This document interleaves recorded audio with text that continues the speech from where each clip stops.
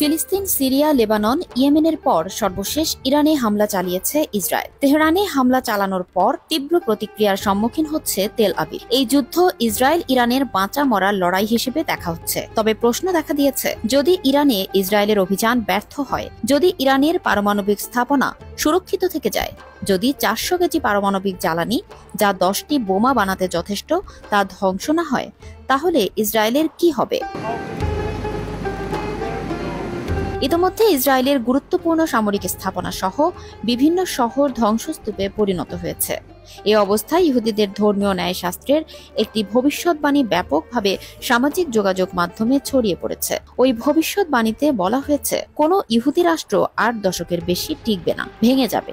আর সে ভাঙন বাইরের কোনো শক্তির কারণে হবে না, হবে নিজেদের মধ্যকার জাতি উপজাতির কোন্দলে।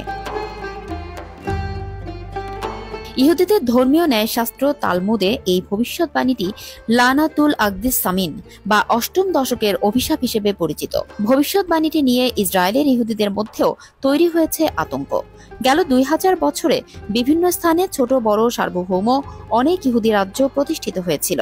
এর মধ্যে কিং ডেভিডের অর্থাৎ ইসলাম ধর্মের দাউদ নবীর রাজত্ব এবং হাসমোনিয়ান রাজত্ব ছাড়া আজ পর্যন্ত কোনো ইহুদি রাজ্য 80 বছরের বেশি টেকেনি।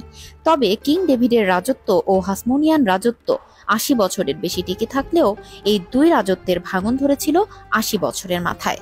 এরপর দুটো রাজত্বই টুকরো টুকরো হয়ে গিয়েছিল। আজকের আধুনিক ইসরায়েলের জন্ম হয়েছিল 1948 সালের 14 মে।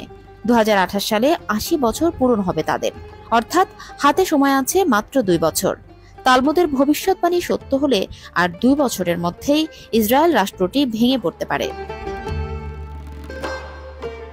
ইসরায়েলের সাধারণ মানুষ এই ন্যাচারাল ফেনোমেনন বা প্রাকৃতিক প্রপঞ্চ অমোঘ নিয়মে নেমে আসতে পারে বলে বিশ্বাস করেন। এজন্য ইসরায়েল তাদের জন্য হুমকি, এমন সবকিছু ধ্বংস করে টিকে থাকতে মরিয়া। বিশ্লেষকদের ধারণা, Israel Gaza, Lebanon, Syria, Jordan, Yemen সহ সব জায়গায় অনেকটা আতঙ্কিত হয়ে হামলা চালাচ্ছে, যেন তারা ধ্বংসের হাত থেকে বাঁচতে পারে। তবে তারা ন্যাচারাল ফেনোমেনন বা আল্লাহর পক্ষ থেকে নেমে আসা কোনো বিপদ থেকে নিজেদের রক্ষা করতে পারবে কিনা তা নিয়ে শঙ্কিত।